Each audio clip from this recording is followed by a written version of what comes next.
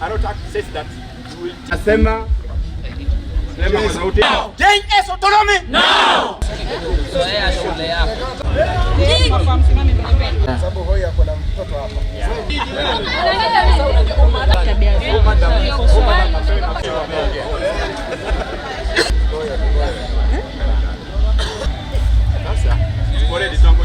We demand the recognition of junior schools as a distinct and separate level of education, fully anchored with the competence-based education CBE framework.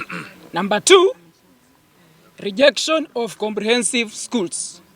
We firmly reject the imposition of comprehensive schools, which undermine the structure, identity and quality of education in junior schools as enshrined under CBE. Msitumalize.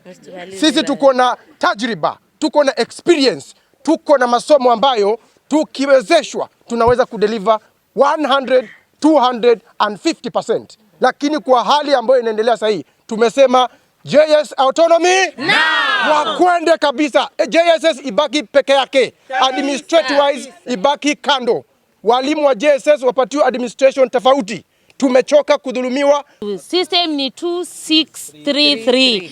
System si 293.